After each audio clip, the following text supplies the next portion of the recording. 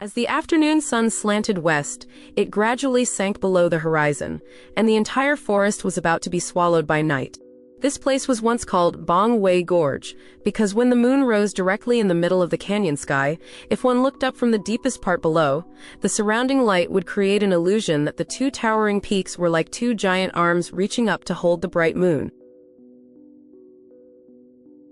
What the dead in this tomb wanted was the auspicious qi, the essence of the sun and moon. In the Feng Shui book my grandfather left behind, the chapter titled Heaven explained this thoroughly. Although some parts of the text were difficult to understand, combining it with practical observation made it not hard to deduce 80 or 90%. If the Wild Man Gorge was not covered in dead leaves and rotten dry grass, we could have directly found the central location. But now, we had to wait until night when the moon rose high, to follow the moon's direction down to the bottom of the mountain hollow, to search for the ancient tomb. Mainly, our manpower was limited, and we could not afford to make mistakes, otherwise the amount of work would be immense.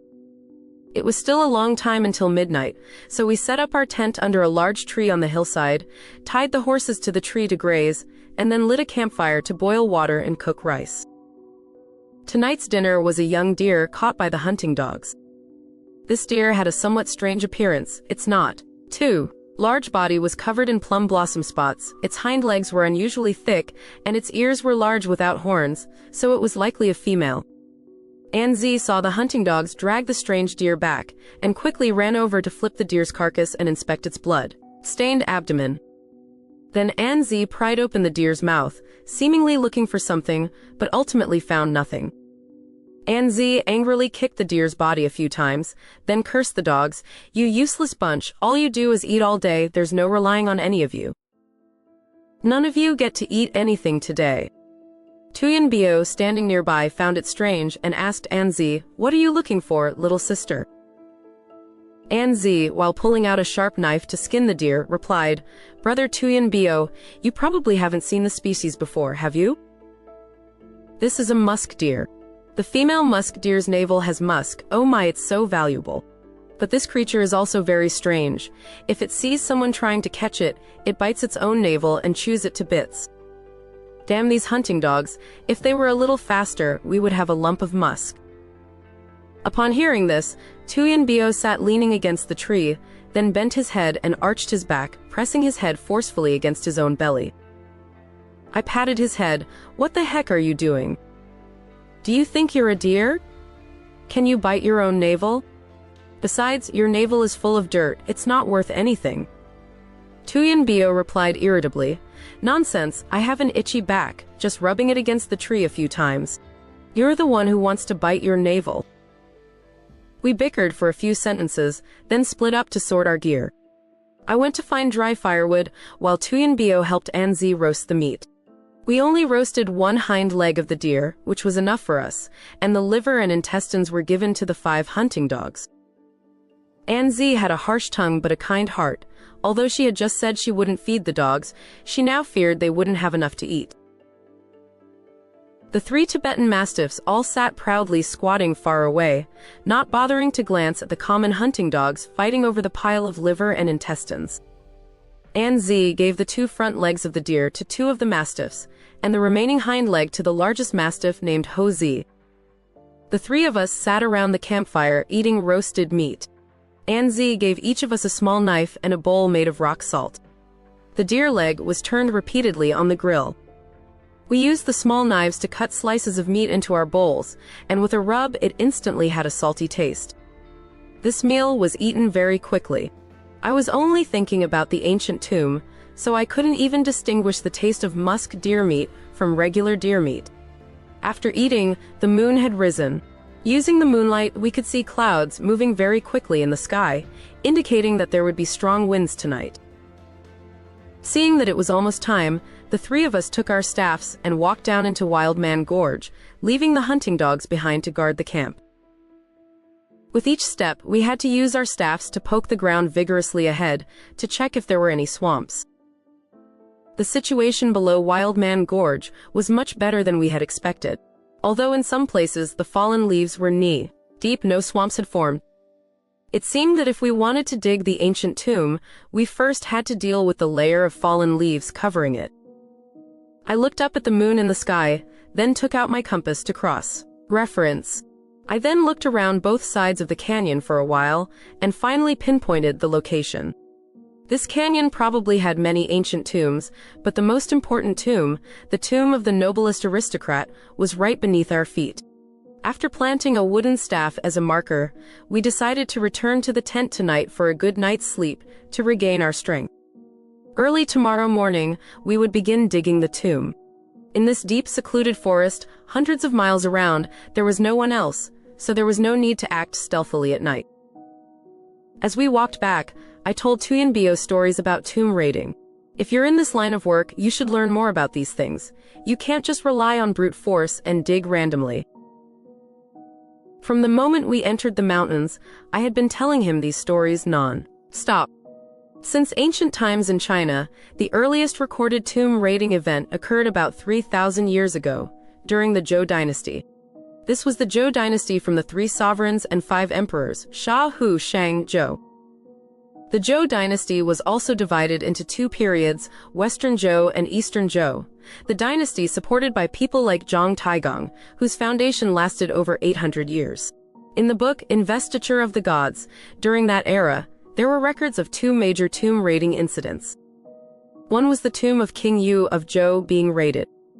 Inside King Yu of Zhou's tomb, the naked bodies of a young couple, looking as if still alive, were discovered, causing the thieves to flee in terror. In King Tang's tomb, a very large turtle shell was unearthed, completely covered in oracle bone script. Tuyenbio said, 101, stop telling these useless stories. Just tell me if there are ghosts in the tomb, and if so, how do we deal with them? Also, last time you mentioned ghosts blowing lamps or something, it sounds so weird to me. NZ asked, what ghosts blowing lamps? Is it the opium ghosts blowing lamps that we Northeasterners talk about? I replied, it's not that thing from the Northeast, but a superstitious practice of the Mojin Shaowei. Actually, it might not be useless. The air quality in ancient tombs is not good. If the candle can't stay lit, anyone who enters will surely be poisoned and die. These things can be explained from a scientific perspective. Besides, how can there be ghosts in an ancient tomb? Those are all superstitious legends.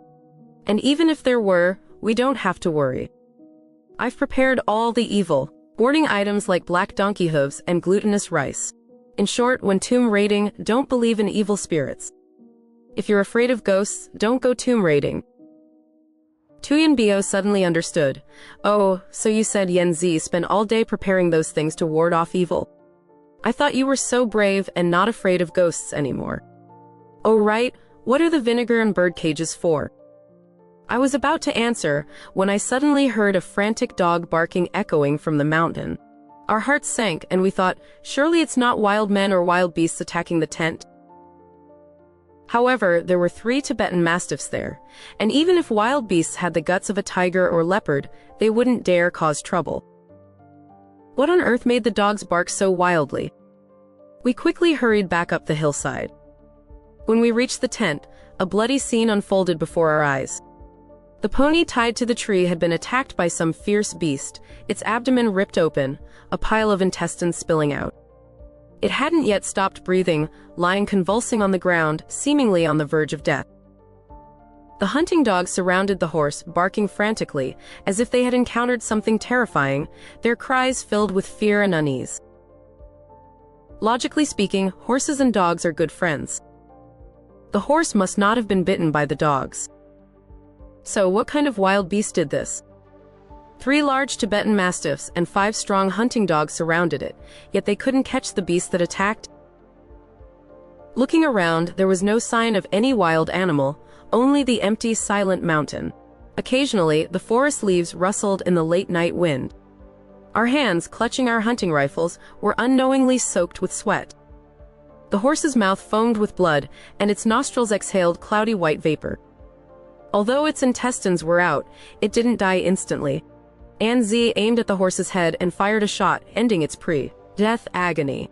I suddenly noticed the horse's intestines moving, not from physiological convulsions, but as if something was pulling them down into the ground. That thing was hiding right beneath the horse's carcass. I quickly pulled Anzi back a step. At that moment, Anzi and Tuyenbio had both seen it. The three of us looked at each other, all thinking, could it be caused by a wild man? Being in Wild Man Gorge, of course, a wild man was the first thought. But could a wild man be strong enough to rip open a horse's belly? It could have used a weapon, but if it knew how to make weapons, then it wouldn't be a wild man, would it? It seemed this wild man hypothesis couldn't hold up. Before we could understand, the internal organs on the ground had been completely pulled down under the horse's carcass. The situation underneath was obscured by the horse's body, completely invisible. We had to move the horse's carcass first. I swung the hunting rifle in my hand.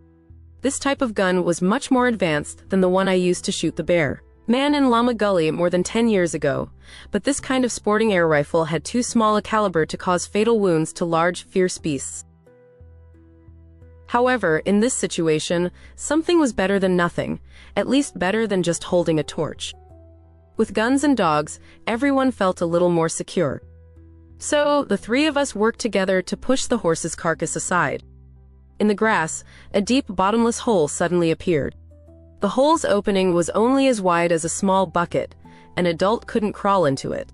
The horse's internal organs had been dragged into this hole by something. When we first arrived, the hole was covered by a clump of grass, and no one noticed it. Seeing the surrounding grass growing thick, we tied the horse there.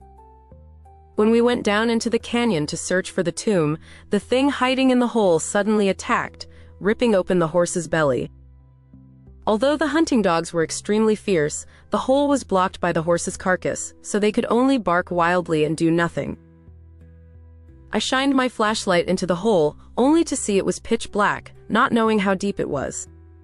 Looking at the marks on the hole's wall, my 3 years of experience as an engineering soldier came in handy now.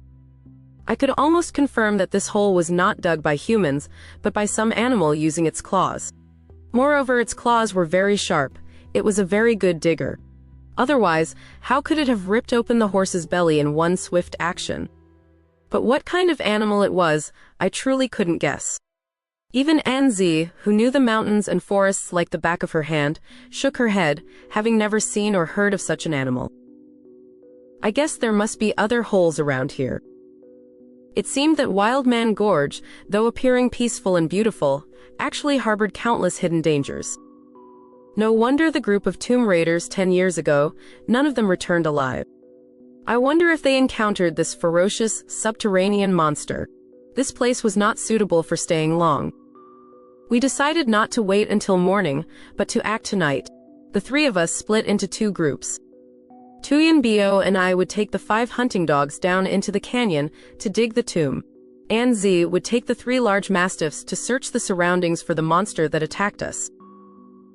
No matter how formidable that monster was, it couldn't be as powerful as 3 mastiffs. Passive defense was no match for active offense. If something happened on either side, we would fire a gun to signal, and the other side would quickly come to reinforce. Speaking of which, Tuyenbio led the 5 hunting dogs, and I carried the tools on my back. We walked one after the other, following the path we scouted earlier, descending. I pulled out 2 engineers' shovels. I took one and tossed one to Tuyenbio. Tuyenbio, work quickly. This place isn't suitable for deep burial. The ancient tomb under the leaf layer probably isn't very deep. Let's dig up the artifacts as soon as possible, then quickly escape this haunted place and go home, sell them for money to fix the roads for our villagers. Tuyenbio spat into his hands and said, "Watch Tuyenbio in action." The German engineer's shovel swung up and down, each strike flinging up a pile of mud from the rotten dry leaves and branches. Although Wild Man Gorge had no trees of its own, whenever the wind blew, leaves from all around were swept into it. Over the years, a very thick layer of dry leaves accumulated. Tuyenbio and I took turns, digging down about 6 or 7 meters. Finally, we saw clay. I grabbed a handful with my hand. The soil was very fine, each grain distinct, not clumpy. I tasted a little with the tip of my tongue. It was slightly sweet. That's right, this was the tomb mound. The burial chamber was probably about 4 or 5 meters deeper. When approaching the burial chamber, we had to be cautious. Some tombs had anti-theft traps inside.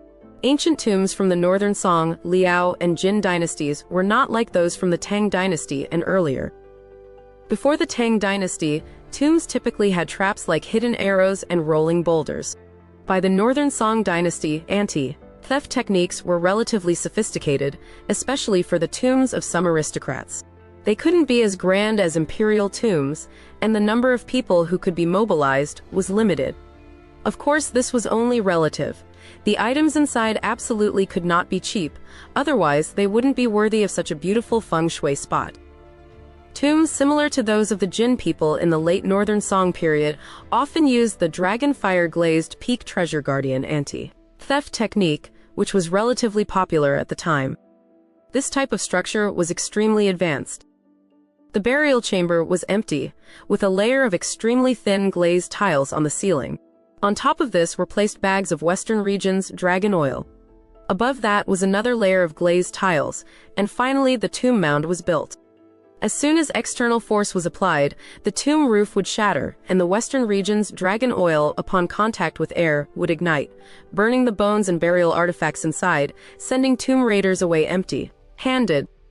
Of course, this was a last resort, where the tomb's owner accepted mutual destruction rather than letting their remains be desecrated by tomb raiders. This type of trap was only popular for a time during the Jin, Liao, and late Northern Song periods, after which more advanced traps appeared, and the dragon fire glazed peak treasure guardian was quickly replaced. This mundane trap couldn't fool me. Its biggest weakness was that if you dug from the side, the glazed tiles on the ceiling wouldn't break. So, after reaching the tomb mound, we began to change direction, digging deeply to the side. Both of us worked furiously, our entire bodies hot, but no one felt tired. We dug a large hole, 6 or 7 meters deep, next to the tomb. Before we knew it, morning had broken.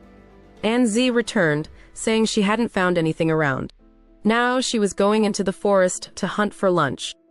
When she was done, she would send the dogs to call us. Anzi left, and the two of us continued digging. Finally, we hit a layer of hard earth, as hard as rock. Even the engineer's shovel only left a white mark when struck against it. Tuyanbio cursed loudly, "Damn it, why is there cement here?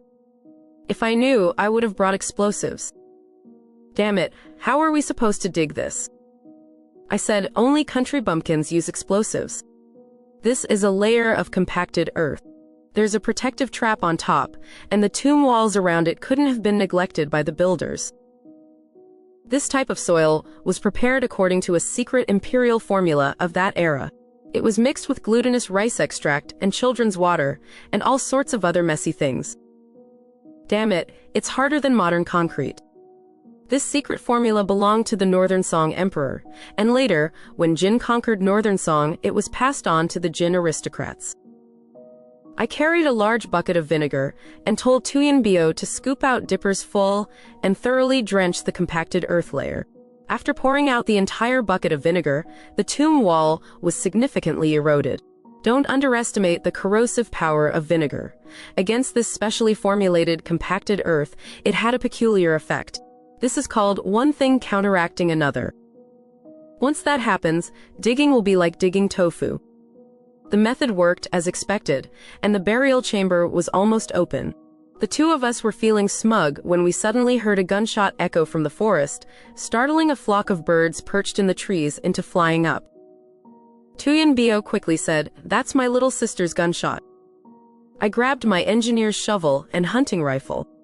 "Let's go see what happened." Despite our exhaustion, we lengthened our strides, stumbling and running over the fallen leaves. We followed the sound of the gun deeper into the forest. The 5 hunting dogs followed closely behind. After running a distance, we suddenly saw Anzi leading the 3 mastiffs rushing towards us. Seeing Anzi was all right, I felt relieved. "Did you fire a shot just now, little sister? Did you find something?" Anzi's face was pale, and she panted heavily. "Oh my God. It was terrifying. I found a few huts in that corner. I stepped into one to check it out, and it scared me to death. They were all dead people, completely black and rotten. At first, I didn't see clearly and thought they were wild men, so I fired. In the end, I couldn't even clearly see whose bodies they were. Only now did I realize that although Anzi appeared fierce, she actually had a weakness. She was most afraid of dead bodies. I had thought that in the forest, she didn't even care about heaven itself. However, finding dead bodies, along with huts and shelters in this remote Sino-Mongolian border region, was unimaginable in itself. The fact that huts and shelters were built proved that people lived there.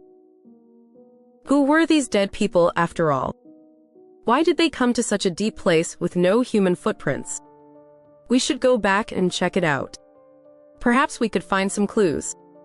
In my heart, I vaguely felt that these dead people were related to the group of tomb raiders who disappeared here years ago. Anzi led us to the huts she had found. They were all very crudely built, using only mud and grass mixed together with some wood. They were all erected in the densest vegetation, their colors blending well with the forest, making them difficult to spot unless one got close. I crawled into one of the huts and saw quite a lot of animal hides inside. In the corner, there were indeed 3 corpses. The bodies were excessively decayed and had turned black. Muscles and flesh were completely rotten and the skin was shriveled. Maggots crawled in and out of the eye sockets and nostrils. I thought to myself, surely these aren't the legendary wild men of Wildman Gorge. Tuyanbio also climbed up to look, then said, "One, I told you I didn't see any wild men in Wildman Gorge. Turns out they all died here?" I nodded and said, "The strange thing is that these wild men's tools are too advanced. Look, they're even wearing clothes. What kind of wild men wear clothes? And why do these clothes look so familiar to me?" I noticed that on the clothes of the innermost corpse, there seemed to be something metallic. I removed it and wiped off the dirt. It looked like a military uniform insignia, but definitely not from the Chinese army. At this moment, Tuyanbio also found something. He groped around in the corner of the hut and found a Japanese sword. The sword hadn't been drawn in a very long time. Tuyanbio used a lot of force, and finally, with a bang, he yanked the sword out. The steel quality was excellent. After so many years, it was still shiny as a mirror. It seemed the owner must have loved it very much during his lifetime, surely cleaning it frequently. When I saw the sword, I immediately understood. Damn it, it turned out the legendary wild men were these Japanese devils. Tuyanbio still couldn't understand. Hadn't the Japanese all returned to their country after their defeat and surrender? Why were these devils still here?